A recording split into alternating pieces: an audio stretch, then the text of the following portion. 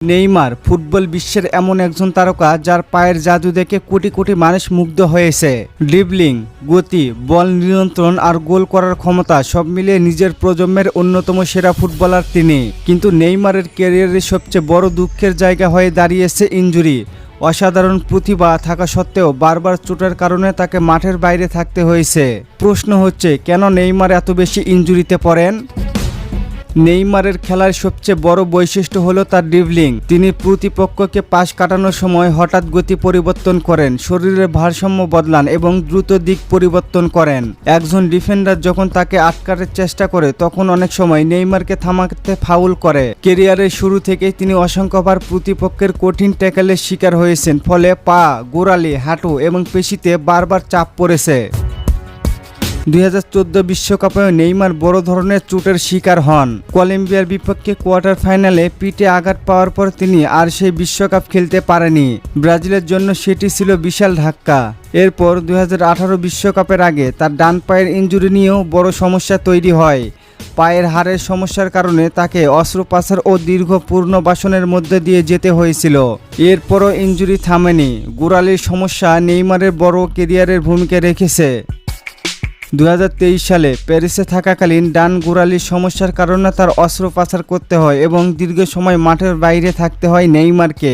অর্থাৎ তার শরীরের একই জায়গায় বারবার চাপ পড়ার বিষয়টি অনেক গুরুত্বপূর্ণ। কিন্তু নেইমারের ক্যারিয়ারের সবচেয়ে ভয়ঙ্কর ইনজুরিগুলো একটি আসে 2023 সালের অক্টোবর মাসে। ব্রাজিলের হয়ে উরুগুয়ের বিপক্ষে বিশ্বকাপ বাছাই পর্বের ম্যাচে প্রতিপক্ষের সঙ্গে সংঘর্ষের পর অস্বাভাবিকভাবে পড়ে যান নেইমার।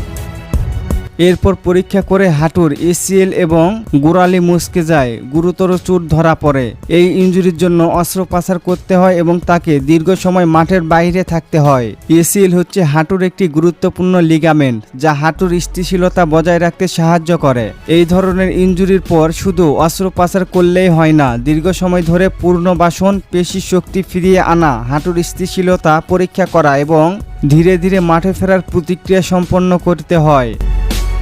একজন ফুটবলারের জন্য এটি অত্যন্ত কঠিন সময়। এই ইনজুরির কারণে নেইমারের আল হিলালের অধ্যায়ও প্রত্যাশা মতো এগোয়নি। 2023 সালে সৌদি ক্লাবে যোগ দেওয়ার পর তিনি মাত্র কয়েকটি ম্যাচ খেলতে পেরেছিলেন। পরে হাঁটুর ইনজুরির কারণে দীর্ঘ সময় মাঠের বাইরে থাকতে হয় নেইমারকে। 2025 সালের জানুয়ারিতে আল হিলালের সঙ্গে নেইমারের চুক্তি শেষ হয়। এরপর নেইমার ফিরে আসেন তার শৈশবের ক্লাব সান্তোসে। অনেকেই আশা করেছিল নিজের পরিচিত পরিবেশ ফিরে পেতে তিনি আবার পুরোপুরি ফিট হয়ে উঠবেন, কিন্তু এখানেও শরীর তাকে পুরোপুরি শান্তিতে থাকতে দিচ্ছে না।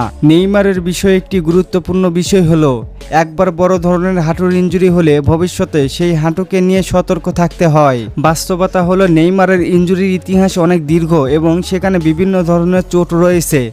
গোড়ালি, পা, পিঠ, পেশি এবং হাঁটু সব মিলিয়ে নেইমার বেশ চাপের মুখে আছেন। নেইমার এমন একজন খেলোয়াড় যার কাছ থেকে প্রতিটি ম্যাচে অসাধারণ পারফরমেন্স আশা করা হয়। তিনি শুধু মাঠে দাঁড়িয়ে থাকা খেলোয়াড় নন, বল পায়ে নিয়ে প্রতিপক্ষের কয়েকজন খেলোয়াড়কে কাটিয়ে সামনে এগিয়ে যাওয়াই তার অন্যতম শক্তি। ফলে তার শরীরের উপর ম্যাচের সময়ে প্রচুর চাপ পড়ে। এই কারণে নেইমারের ইনজুরি শুধু দুর্ভাগ্য বলে উড়িয়ে দেওয়া যায় না, আবার এটাও বলা যায় না যে তিনি ইচ্ছাকৃতভাবে নিজের শরীরকে ঝুঁকিতে ফেলছেন। তার ক্যারিয়ারের বড় বড় দুর্ঘটনাজনিত ইনজুরি যেমন আছে, তেমনি পুরনো সমস্যার পর নতুন সমস্যা তৈরি হওয়ার ঘটনাও আছে।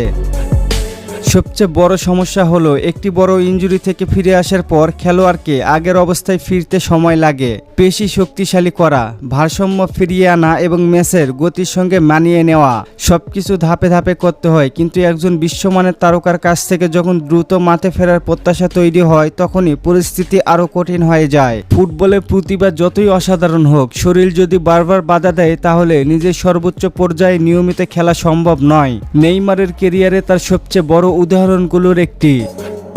তবুও এত ইনজুরির পরও নেইমার বারবার ফিরে এসেছেন। মাঠে ফিরলেও আবার তার পায়ের জাদু দেখা গিয়েছে। এটাই হয়তো নেইমারের সবচেয়ে বড় বৈশিষ্ট্য। চোট তাকে থামিয়েছে, কিন্তু প্রতিবারই তিনি ফিরে আসার চেষ্টা করেছেন। নেইমারের ইনজুরির গল্প আসলে একজন ফুটবলারের শরীরের সঙ্গে লড়াইয়ের গল্প, প্রতিটি চোটের পর নতুন করে শুরু করার গল্প। আর সেই কারণে যখনই নেইমার সুস্থ হয়ে মাঠে নামেন, ফুটবল প্রেমীদের চোখ আবারও সেই পুরনো প্রশ্নের উত্তর খুঁজতে থাকে। এবার কি আবারও সেই পুরনো নেইমারকে দেখা যাবে? আপনাদের কি মনে হয় আবারও আমরা কি সেই পুরনো নেইমারকে আগের রূপে দেখতে পারবো? জানিয়ে দিন আপনার মূল্যবান মতামত।